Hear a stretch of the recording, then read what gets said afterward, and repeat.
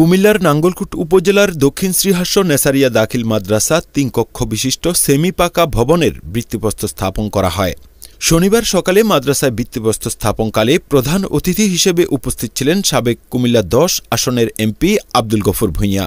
Saudi আরবের আল কাসিম যুবদলের সভাপতি ও শ্রীহাস্য গ্রামের কৃতি সন্তান আবু ইউসুফ ভূঁইয়ার অর্থায়নে বিশেষ অতিথি হিসেবে উপস্থিত ছিলেন সাবেক মেম্বার জয়নাল আবদিন মজুমদার, পল্লী চিকিৎসক মকবুল আহমেদ, বিএনপি নেতা আব্দুর রহিম ও মাহবুবুল হক।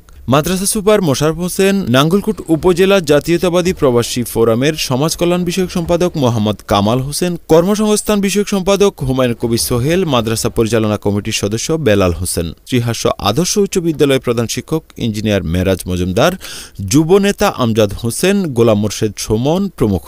এ সময় এলাকার গণ্যমান্য ব্যক্তিবর্গ আবু ইউসুফ ভূঁইয়ার এই অনুদানকে প্রশংসা করে বলেন, ১৯৮৩ সালে প্রতিষ্ঠিত হলেও এই শিক্ষা প্রতিষ্ঠানটির ভাগ্যের পরিবর্তন ঘটেনি। আবু ইউসুফ ভূঁইয়া ও এলাকার প্রবাসী সন্তানরা এগিয়ে আসায় মাদ্রাসার চিত্র পাল্টে যাচ্ছে। এই সময় বক্তারা প্রবাসীদের অনুদানের জন্য তাদের প্রশংসা করেন এবং তাদের জন্য দোয়া মোনাজাত করা হয়। দোয়া ও মোনাজাত পরিচালনা করেন মাদ্রাসার সহসুপার মাওলানা আব্দুল কাইয়ুম ফারুকি। এখানে আজকে আমি একটা ভবনের ভিত্তিপ্রস্তর স্থাপন করলাম। আমাদের এই ভিত্তিপ্রস্তর যে স্থাপন করলাম, যে এটা ভবনটা হবে, এটা অর্থায়ন করেছেন আবু ইউসুফ ভূঁইয়া, আমাদের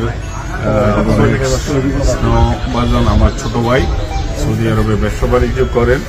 আল্লাহর ঘর, মাদ্রাসা, মসজিদ, এগুলাতে আল্লাহর ইবাদত শেখানো হয়, নামাজ শেখানো হয়, কোরআন শিক্ষা দেওয়া হয়, হাদিস শিক্ষা দেওয়া হয়। এখানে মানুষের চরিত্র গঠনের, চরিত্র ভালো থাকার জন্য শিক্ষা দেওয়া হয়। আমি আবু ইউসুফের উন্নতি কামনা করি এবং আশা করি আমরা ক্ষমতা বা সরকারে গেলে আমরা এখানে একটা বড় ভবন করবো ইনশাআল্লাহ।